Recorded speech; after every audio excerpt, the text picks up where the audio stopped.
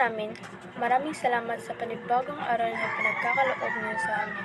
Salamat po sa pagkakataong muli kaming makapag-aral at matuto. Baskasan niyo po ang aming klase at aming guro na siyang patuloy na nagtuturo ng may tiyaga. Gabayan niyo po kami sa bawat aralin. Amen. Bago namin simulan ang aming aralin, may papakita muna kami. Si Tipakulong at si Langgam, si Matsing at si Pagong, ang lobo at ang tatlong biik, ang koneyo at ang pagong, at si leon at ang daga. May napapansin pa kayo sa mga larawan na aming ipinakita? Ang pabula ay maikling kwento na karaniwang hayop bilang tauhan na kumikilos at nagsasalita na parang tao. Layunin ang katapatan at magturo ng mabuting asal at aral sa buhay, tulad ng pagtutulungan. Ngayon, panoorin natin ang maikling video tungkol sa kwentong Ang Hatol ng Koneho. Maging mapanuri kayo habang nanonood dahil pagkatapos nito ay may mga tanong kami na inihanda para sa inyo. Ang Hatol ng Koneho ni Vilma C. Ambat.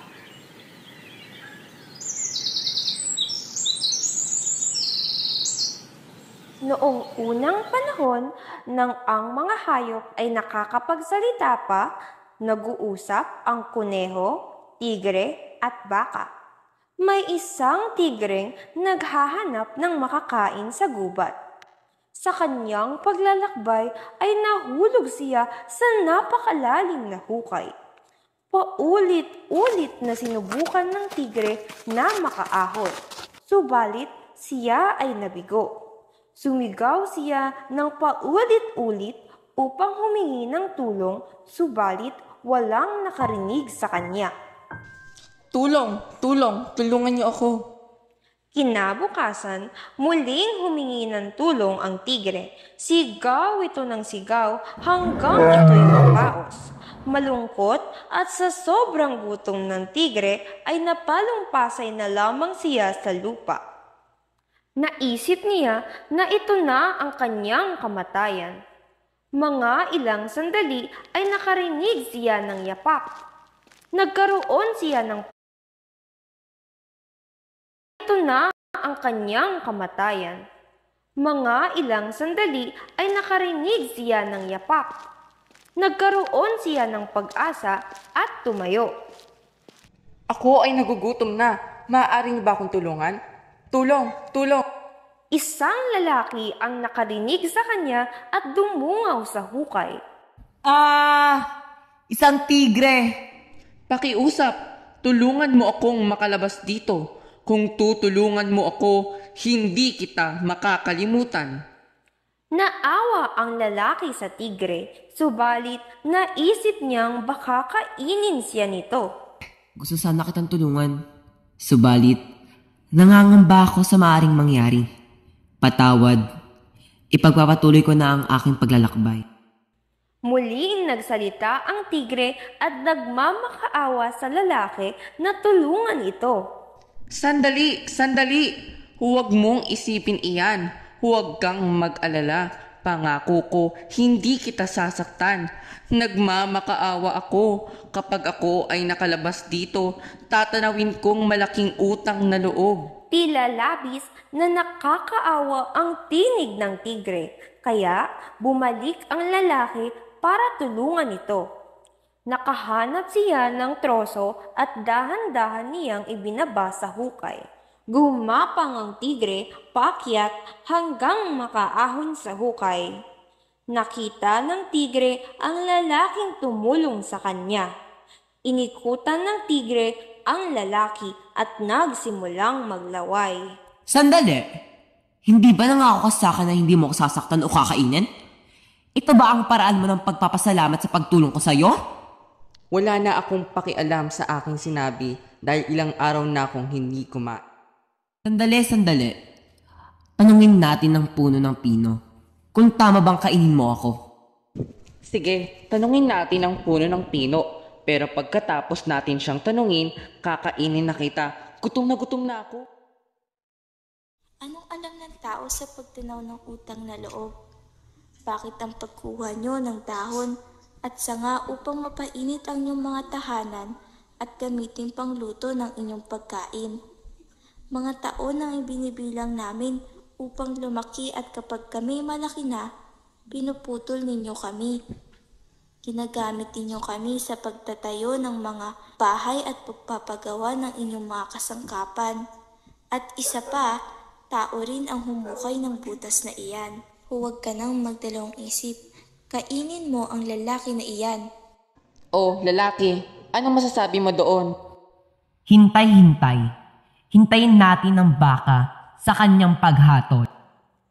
Para sa akin, walang duda sa kung ano ang dapat gawin.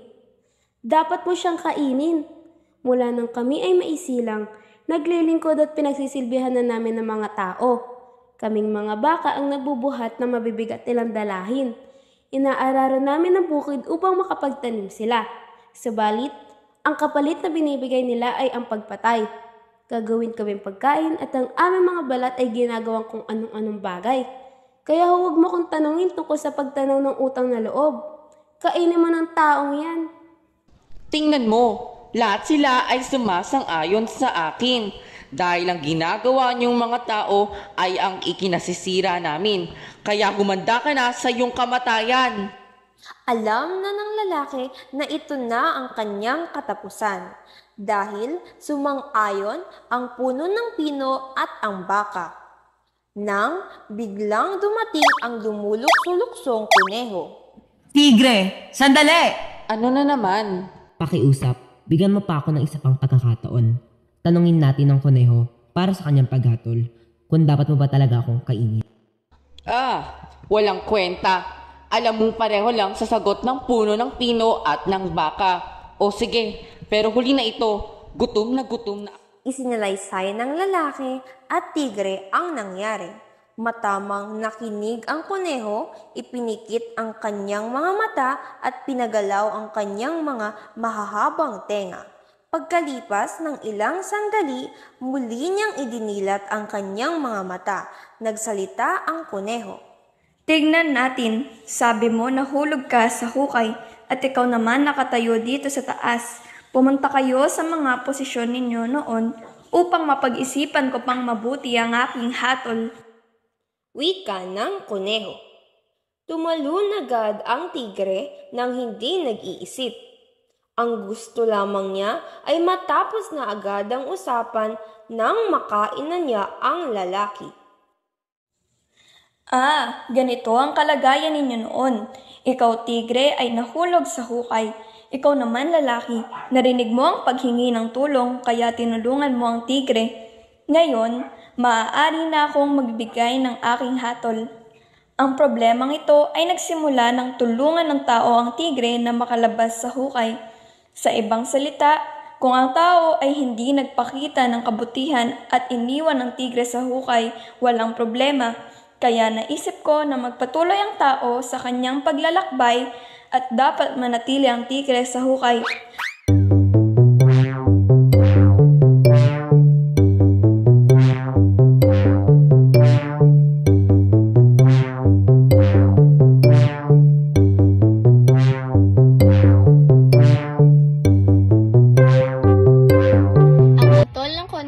Isang pabulang tungkol sa isang tigre na nahulog sa hukay at tinulungan ng isang lalaki.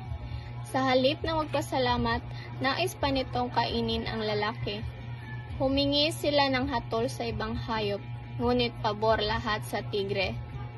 Dumating ang kuneho at ginamit ang kanyang katalinuhan. Pinabalik niya ang tigre sa hukay at doon naiwan. Itinuturo ng kwento na ang tuso at sakim ay hindi nagwawagi at ang katarungan ang laging mananaig.